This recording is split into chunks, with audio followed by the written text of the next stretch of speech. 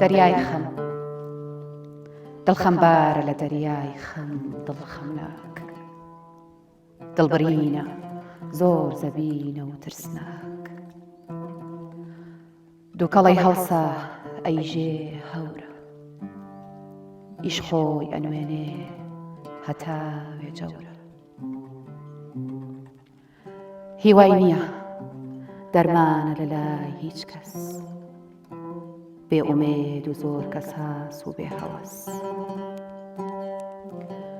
سەر لە شێواوە ئەم دڵەی پڕ ئەستەمە بێ دەرمانە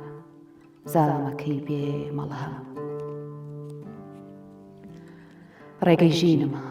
گوڵە کردەهام لە هەردەوبە دادمە لە دەست تاڵێکی ژیان وێنەی چەکاوز لە بەرز ئەخوێنم بۆ شادی نیشتیمانە لە جوانی شوێنم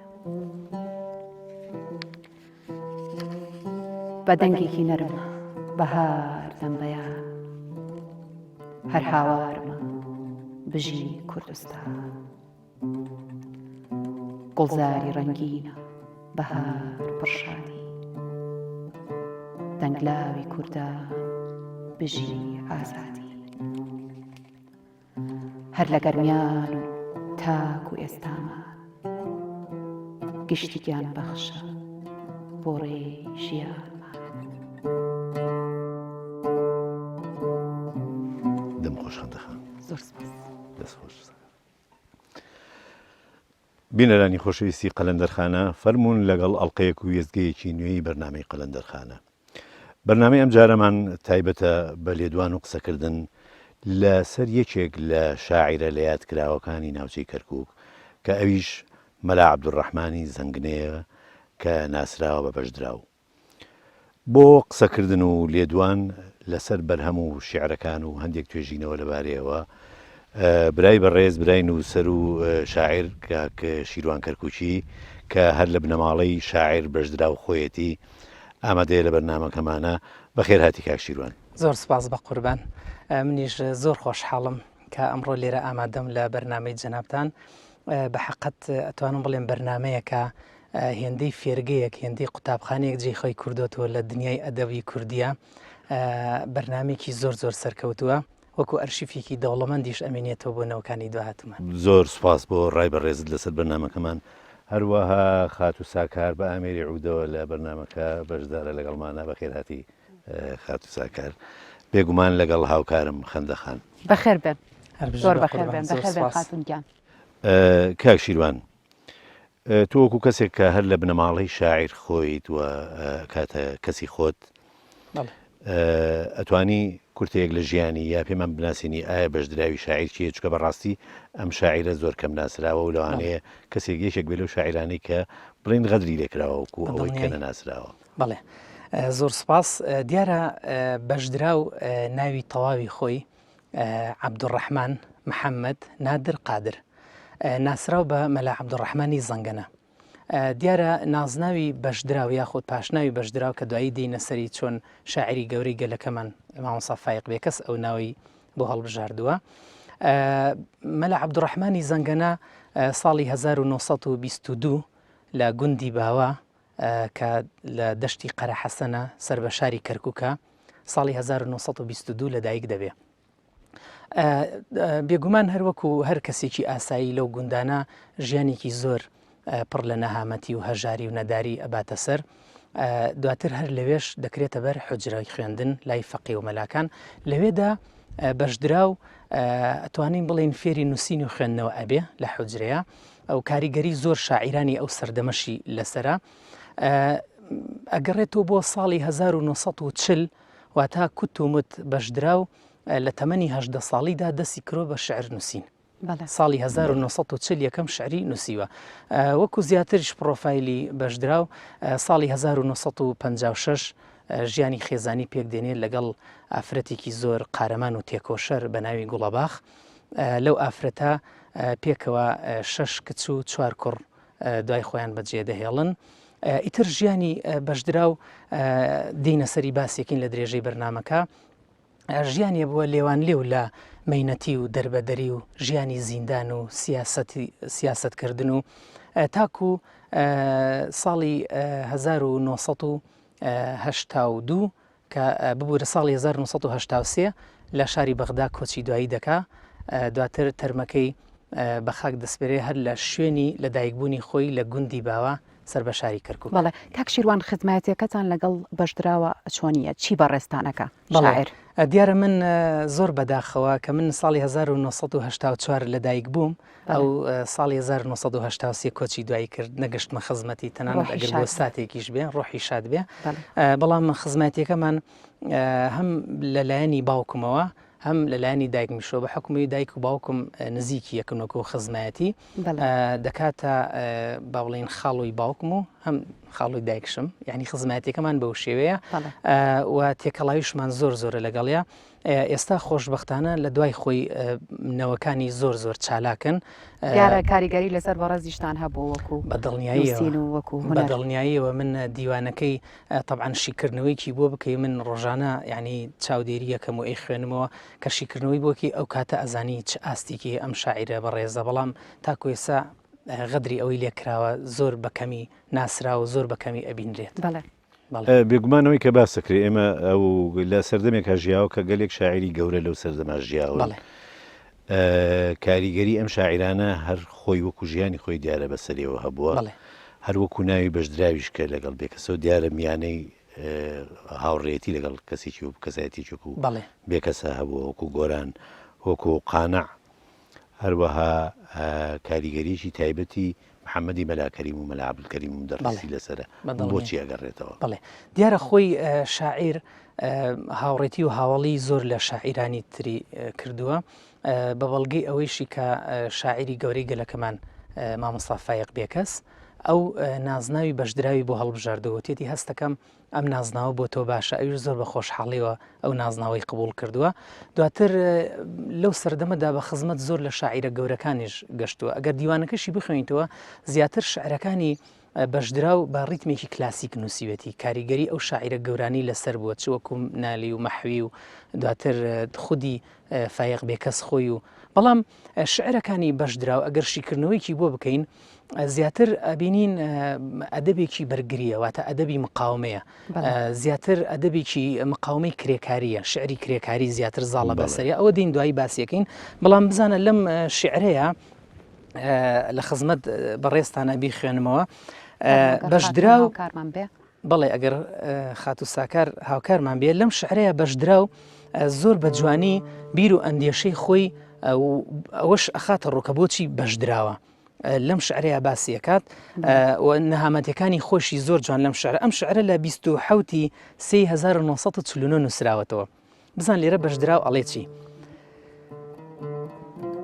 ڕاوەستە لەسەر گۆڕم برا تاوێ تێبینە مەلەم کرد لە گۆم شادی و وام لە گۆم زاری و شینە تکایە ئازار دڵ کەس مەدە لە ژیان تا گەرمەردی لەبەر پارە دڵی هەژار مەشکێنە ئەوەی کە هات ئەبێ بڕوا وەکو من ژیان تاڵە پڕمەینەتە و بەپینە کردەوەی چاکە بکە تاکو ڕۆژی ماڵ ئاوا هەژار پەروەر ڕەوشتی جوان لە ژینە بەشدراوم بە تۆ ئەڵێم لاوی چاک چۆن خۆت ئەوێ گشت کەستوەها ببینە ئەمە لێرەدا لەم شعرە زۆر بە ڕوونی کە بەشدراو لاینگیری چینی هەژارەکە لاینگیری کرێکارانەکە و لەبەر ئەوەش ئەڵێ بەشدراوم کەوا بێ ئەوە بە بەشێکی خۆی زانێ کە بەشێ بێ لەو بڵێوەکو هەر باسەکرێت خۆی لە ڕیزەکانی حیزبی شوێی عێراقیشە بڵێ بە دڵنیایە و ئەوە دین ئێستا لە بڕگەی بەشی سیاست لە ژیانیان چکە بەشێکی دانەبراوە لە ژیانی بەشدراو لەوەشا باسەکەین لە چۆن لە ڕێخستنەکان کاری کردووە و چۆن ئازار و ئەشکەنجە درا دواتر یەنە سەر ئەو باسەش خۆشە بێگەر خات و ساکار و کاک حەمید شعرێکی ترمان پێشکەشکە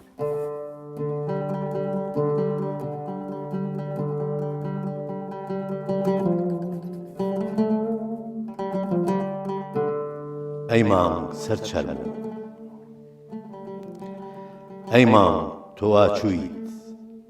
ئێمەش داماوین وەک باوک مردە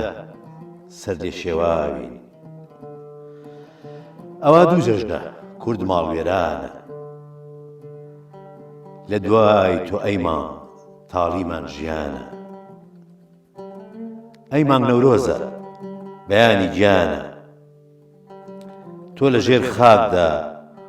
کورد ماڵوێرانە ئەم کوردەی هەژار پڕ دەرد و ئازار دیلی ژێردەستی نامەرد و بەدکار ئەی مانگ تاک و مانگ و ڕۆژ ماوە ڕەوشتی جوانت تیشتی هەتاوە هیچ لەبیر ناچێت کورد و دڵسۆزیت کورد و تێکۆشین جەژنی نەورۆزیت بەشدار و بانکە کوردە هاوارە کورد ژێرچەپۆک و بەند و ئاوارە دەم خۆش کاک حەمیدگیان دەست و پەنجە و خۆش خاتونگیان کاک شیروانگیان ئەگەر بینە سەر ژیانی ئەدەبی و سیاسی شاعر بەڵێ گەر باسێکی ئەوەشمان بۆ بکەین بەڵێ دیارە ژیانی بەشدراو ئەکرێ بە دوو بەشی زۆر سەرەکیەوە ژیانی ئەدەبی و ژیانی با بڵێن سیاسی ئێستا پێم خۆشە باش لە ژیانی سیاسی بکەین دواتر لە بەشی دوام باشی ژیانی ئەدەبی شێگەین دیارە بەشدراو بۆ خۆی ژیانی لێوانلێو بووە لە سیاست بەشدراو کادرێکی پێشکەوتووی ئەو کاتی حەزبی شوعی بووە و زۆر تێکۆشەر بووە و زۆربەی ژیانیشی ئەگەر دیقەتی بین بیخوێنینەوە لە زیندان بووە ئەشکەنجە درراوە سەرەتای زیندانیکردنی بەشدراو طبعاً زۆر زیندانی بینیوە لە زۆربەی شارەکانە بەڵام لە ساڵی 1955 بۆ 56 ساڵێک زیندانی ئەکرێ بە هۆکاری ڕێخستن و بە هۆکاری کوردایەتی و ئەو شتانە بەڵام لە ئەم زیندانی زۆر سەخت بووە لە ساڵی 1961 بەشدراو زیندانی ئەکرێت لە گرتوخانی چەمچەماڵ بێگومان هەر بە هۆکاری ڕێخستنی سیاسی و هۆکاری ڕێخستنی ئەو کاتی حزبی شوعی کە حەزەکەم ئاماژە بە شتێکیش بکەم ئەو کاتە حزبی شوعی کوردستانی بەڕاستی ئەتوانین بڵین قوتابخانێک بوو بۆ پێگەیاندنی زۆر کەڵە شاعیر و کەڵە بیرمەندی گەورە گەورە ینی ئەو خەباتە لە یاد ناکرێ بەڕاستی بەشدراوان یەکێک ڕووداوێک هەیە لە زیندانە کە بڵێ بەتانی و شتەکانی ئەگەر حەزەکەم بڵێ ئەوە لە ساڵی 1960 وەکوتم لە چەمچەماڵی زیندانی دەکرێت لەوێدا یادی نەورۆز دێ 23 1960 بەشدراو هەڵەسێ بە با بڵین پاسەوانەکان و بە ئەوانشی کە لەگەڵیان هاوڵانی لە بەندینخانە ئەڵێت جولوبەرگ و بەتانەکانتانم بنێ من بۆتانە شۆم دەستێکی باڵام هەیە لە شۆرینەوە ئەو شتانە ئەزانم کاتێک ئەیەنێ لە غەفڵەتێکە ئەڕوا گڕی تێبەرەدا ناو سجنەکە بەندینخانەکە هەموو ئەسوتێنێ کاتێکە بێتە دووکەڵ و ئەشێوانە پرسیاری لێکەن ئەیگرن و بۆچی ئەو کارت کرد ئەڵێ لە یادتان نەچێ ئەمڕۆ نەورۆزە ئەو شتان ئەستێنێ بەڵامی تر لێ سزایەکی قورسی ئەدەن ڕەوانەی بەندینخانەی بەغدایەکەن بۆ سجنی تاکە کەسی ئینفیرادی لەوێ لە بەغدا بە هەمان شێوە ناو سجنەکە ڕێخستن و هوتافاتی سیاسی ئەڵێ لەوێ ڕەوانەی بەندینخانەی کووتیەکەن دیارە لەوێ لە کووت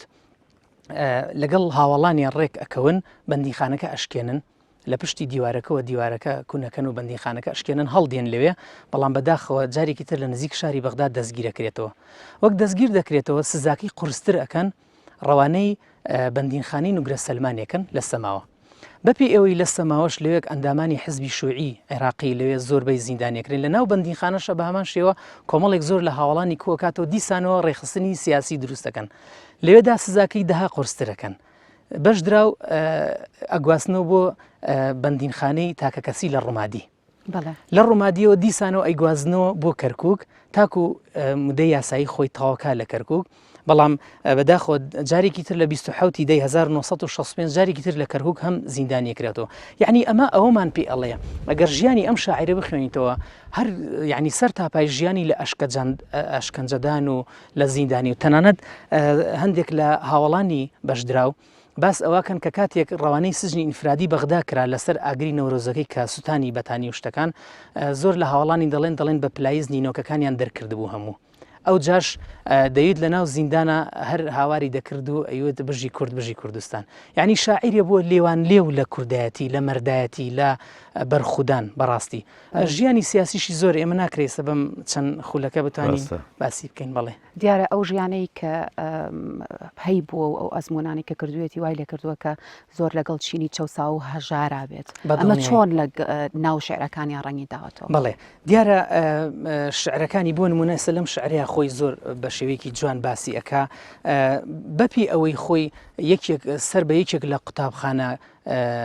با بڵین ئەدەبیەکان بۆ ئەویش کە ئەدەبی کرێکاری مقاومی پێڵێن بۆ کادرێکی حزبی شوعیش بۆ ئەو کاتە زۆر جارکە شعرەکانی خوێنیتەوە بینی لایەنگری چینی کرێکار و هەژار و کەم دەرامەتەکە ئەوجا بەش دراو لە ناو خزم و خۆشانی خۆشمانە یەکێک بە سیفەتە جوانەکانی ئەوە ناسرا بوو زۆر بەخشندە بوو یعنی کە ئەچووی تەماڵی با بڵین باوکموان باسییانە کرد ئەویت ئەگەر نانێکی هەوای لەگەڵ تا دوولەتیە کرد زۆر کەسێکی بەخشندە بووە زۆر کەسێکی خزم دۆست بووە بزانە لەم شعرەیە لە بەخشندەی زۆر بە جوانی ئەو ئەدەبە ئەخاتە ڕوئەڵێ ئەگەر خات و ساکار بەڵێ ئەگەر خات و ساکار هاوکارمان بێت لێرەدا بەشدراو ئەڵێ گەرنانێکت هەبوو لە دەسا بیدە هەژارێ نەمرێ لە برسا هەتا ئەتوانی نۆکەر هەژارکە کینە بەرچنی بەد و زۆردارکە میوان خۆشەویست پاڵات وەبان چاو گەر خواردن چەور و ئەگەر نان و ئاو بەش دراو میوان دار دڵسۆز خوددایە ناندان بە میوان کردەی ئازایە بەڵێ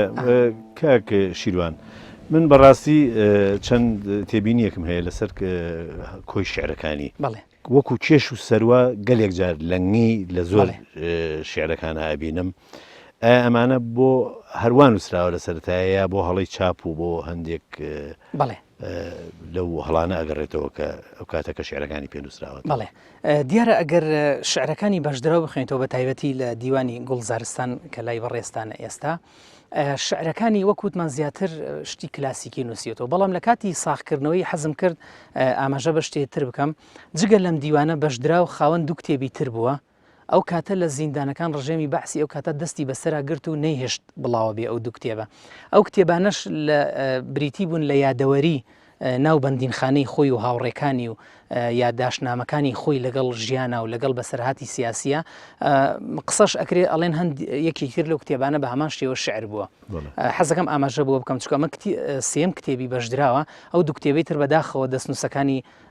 بڵاو نەبووە بەعز دەستی بەسەرا گرت و لە ناویدان بەڵام ئەم کتێبە جێگەی داخە بەشدراو کاتی خۆی کتێبخانەیەکی تایبەتی نەبووە لە ماڵەوە ئەم هەموو شعرانەی کە ئەنووسێ ئێستا ئەو دیوانی کە لە بەردەستانە زیاتر لە 160 پارچە شعری تێدایە ئەمانە کات خۆی لە دەفتەرێکە یاخود لە دەستنووسێکە نەنووسراوەتەوە تاکو بتوانن پارێز بزانین دقە ڕاستیەکەی لەکوێیە تا دقە ئەسڵیەکەی لەکوێیە تا چۆن نووسراوەتەوە بەشدراو بە حکمی ئەوەی هەمیشە کۆڵ بە کۆڵێەوە بووە نەفی شاران کراوە ئاوارە بووە بە منداڵێکی زۆرەوە باری گوزەرانی ژیانی زۆر قورس بووە هەمیشە دەستنووسەکانی کە نووسیوەتی داوێتی بە منداڵەکانی داوێتی بە برادەرەکانی ئێستا دین باسی ئەوە شەکەین ئەم دیوانە چۆن بەرهەم هێنرا خەندەخان بەڵێ شعرێکمان بۆ بخوێنێتەوە بەڵێ فەرموو خەندەخان خەمباری پەردەی دڵم دڕاوە ئەمڕۆ بە ئاگر دەروونم جەرگم برژاوە بە کسەی جەرگ و بە ئاگرەکەی دڵ دووکەڵ و کوورەی سوتاوە ئەمڕۆ کەی هەوری نەردەم شادی لێم باران ئەڵێم گوڵژیانم پاراوە ئەمڕۆ ئەو جاراژیم مەردی مەیدان ئەڵێم گوڵمەرد کورد گەشاوە ئەمڕۆ بارانی فەلەی شادی چەند خۆشە ئەڵێم گوڵزار ئازادی خوڕۆشاوە ئەمڕۆ بەڵێ ئێستا من لا توژێر دەستم لە بەردیلیە خەیاڵم وا خاوە ئەمڕۆ برا کە هەزار دەردها لە نێو دڵما لەبەر دەرد دڵسەرم سوڕماوە ئەمڕۆ دەمخۆش خەندەخان دەستخۆش ساکەرخان کاک شیروان یا. من بەڕاستی زۆر دیوانەکەیم بە تەواوەتی خوێنێتەوە هەموو جۆرە شعریشی تیا هەیە بەڵێ وەکو ئەو شعرانەی زۆربەی دەردەدڵایە شعری کۆمەڵایەتەیە کوردایەتەیە باسی خەبات و وەکو هەندێکی وەکو ئەچێتە بابەتی سرودەوە بەڵام من هیچ شعرێکی غەزەلم نەبینی لە ناو شعری دڵاری و غەزەل لە ناو شعرەکانی بەشدارە بەڵێ دیارە بەشدراو بڵێن بەڵێ دیارە هەندی قسە هەیە لە برادەکانی ئەڵێن ئەو دوو دەست نووسی کە لە ناوچوو لە ناو بەندین خانەوانە لەوێ شعری غەزەلی نووسی بوو بەشدراو بەڵام لەم دیوانە زیاتر شعری مەینەتی و شعری کرێکاری و شعری چکە بەشدراو بەڕاستی ئەگەر شعرەکانی لەو دیوانەیە دیقەت بی هەمووی شعری ئامانج کراوە یعنی شعرەکانی ئامانجە ئێستا تۆ ئەو دیوانە شی بکەرەوە ئەو شتانی کە بەشدراو مەسەن لە ساڵانی 50کان و 60ەکان ئاماژەی پێکراوە ئێستا ئەتوانین بڵین بووتە بەرنامە کە دەبێ حکوومەت جێبەجێ بکە یعنی هەمیشە وتوێتی با مناڵەکانتان پەروەردەیەکی جوان بێ هەمیشە وتوێتی با مناڵەکانتان ناوی کوردی بێ من حەزەکەم ناوی مناڵەکانی خۆی بزانم ناوەکانی بەڵێ ئەو کاتە یعنی ئەو کاتە لەو سەردەما هەندێک ناوی ناوە ئێستا ئێمە سەرسامین پێ ینی ئەتوانین بە کۆی گشتی بڵین بەشدراو بەڕاستی عقلی پێش زەمەنی خۆی بوو بزانە 6 کچی هەیە ئەو کاتە بە ناوەکانی بساز ئاواز ڕێتاز هامڕاز پەرواز بەناز ئەمە ئەو کاتە زەحمت بۆ تۆ ئەم ناوانە هەڵبژێری بۆ مناڵەکان لە کاتێکە ئەو کاتەز ناوی کوردی زۆر دەگمەن بووە ناوی کوڕەکانی 4 کوڕی هەیە ناسیار نەترس ناسرا و ناسین بزانە ئەم ناوانی هەڵبژارد دایکم باوکم بە هەموو جاریش بۆمای باسەکان دەیوت هەمیشەش ئەگەڕا بە ناو خزمەکانە یەکی مناڵی لە دایک بۆ ئەچوو بە ناو خزمەکانی ناوێکی کوردی جوانی لێ بنێ ئەو کاتە ئەم وا بیری کردوەوە یعنی هەستی نەتەواتێکی زۆر قوڵ بووە ئیتر ئەگەر شعرەکانی من ئەم دیوانەش حەزەکەم ئاماژە بە دواشت بکەم ئەگەر لە خزمەتانە دیار ئەم دیوانەی کە لە بەردەست بە ڕێستانە 2014 چاپ کرا بە تیراژی 500 دانا 160 پارچە شعریتیە ساخکردن و شعرەکانی وەکوتم دەستنووس بوو زۆر بەڕێز محەممەدی مەلاکەریم ئەو شعرانەی ساخ کردەوە پێداچوونەوە و چاپکردنی لەلایەن بەڕێز کاکسم کۆ محەممەدەوە بوو پێشێکی دیوانێکەش ئاوازخانی کچی خاڵی خۆش بوو جێبەجێکردن و ئەرکی چاپدان و ئەوەش لەلایەن بسازخانی کچی و هەروەها زاوای کە چالاکوانێکی زۆر ئازیز و ئازایە بەناو کاکشێر کۆمار بن ئەوان ئەو ئەرکیان گرتە ئەستۆ و دیوانە بەرهەم بێنن دەستیان خۆش بێت کاتی ئەوە هاتووە زەحمە نەبێ شعرێک خوێنینەوە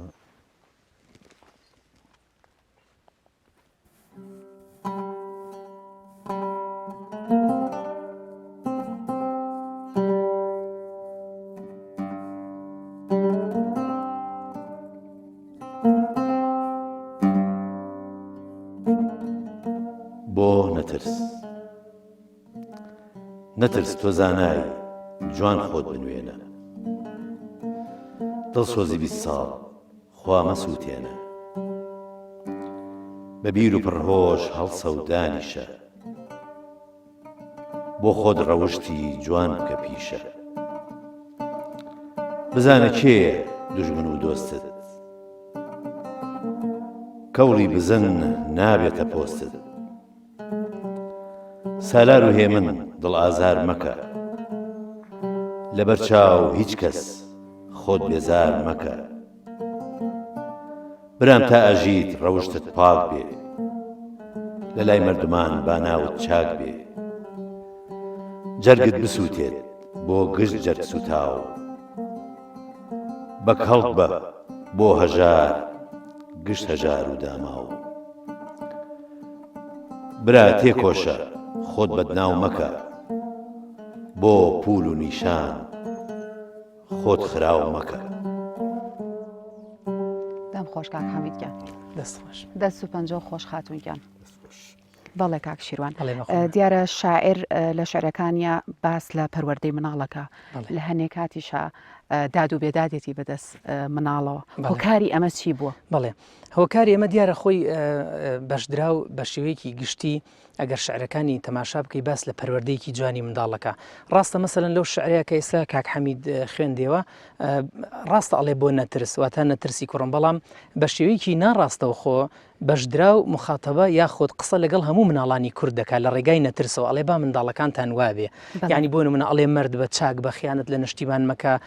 بەرگری بکە لە ڕێگای ئەوە بە شێوەیەکی زۆر جوان پەروەردەی مناڵ ئەخاتە ڕۆ بۆ دایک و باوک بەڵام ڕەنگ بێ ئەوەشی کە لە هەندێک شعرەکانە داد و بێدادێتی یاخود ئەناڵێنێ بەدەستی پەروەردەی مناڵەوە ئێمە لە یادمان نەچێ زۆربەی ژیانی بەشدراو لە بەندیخانە بووە ئەو کەم دەرامەت بووە دواتر دە منداڵشی هەبوو ئەمە ڕۆژانە هەر ڕۆژی لە شارێک بووە سزای دراوە بۆ شارێکی تر گواستێتیوە بێگومان ئەو کاتەش موچە نەبووە کەم دەرامەت بووە بە خێوکردنی دە منداڵ هەر ڕۆژی لە شارێک بی ڕنگ بێ ئەمە ڕۆژێ لە ڕۆژان کاریگەری لەسەر شعرەکانی هەبوو بێ ڕنگ بێ وای لێ کرد بێ وەکو کاردانەوەیەک بۆ ئەو زروفە ناخۆشە ئەو شعری نووسی بێت بەڵێ کاک شیروان بێگومان دو بابەت کە لە بەرنامەکەمانە هەیە ئەوەیە کە باسی بەشدراومان کرد کە هەندێک کات کە بێتاقەت بووە یا خەم و خەفەت دایگرتووە هەمیشە حەزی لەوە بۆ کەسێک مەقامی سەفەری پێ بۆ بڵێت بێگومان مەقامی سەفەر کە ئێمە جۆمان لێ بۆ زۆری بە شعری مەحوی و بە شعری گۆران و بە شعری زۆر شاعرانی تر شعرە شانزە بەڕگەریەکان وتراوە بێگومان ئەمەی ئێستا جەنابە ئامادە کردو بەمان بە و شعری گۆرانە شعری ئەڕێ ئۆغر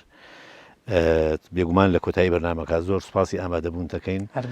زۆر سوپاسی ئەو زانیاریە بە نرخانەکەین کە بۆ شاعرێکی ماندوونە ناسی وەکو بەشدرا و بە ئێمە بەخشی هەروەها سوپاس بۆ هاوکارم خەندەخان و سوپاس بۆ خات و ساکار و عودەکەی خۆشەویستانی قەلەندەرخانە فەرمونون ئێوە و مەقامێکی سەفەر کە شاعری گەورەی کورد گۆرانە لەلایەن کاک شیروانەوە کۆتایی بەرنامەکەی پێهێنین و خواتان لەگەڵ.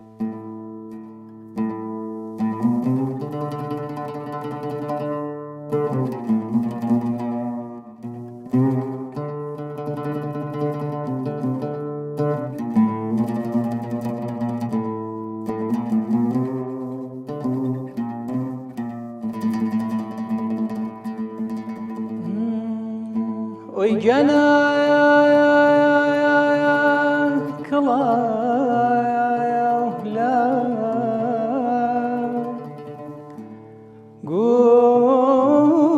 gurcika raftar la la nazarena key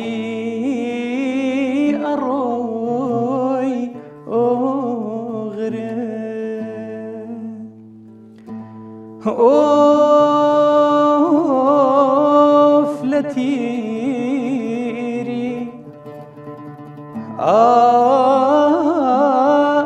hina kami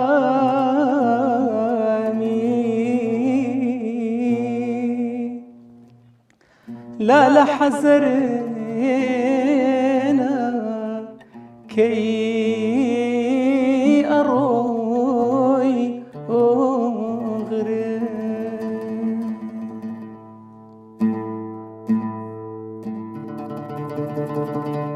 أغرب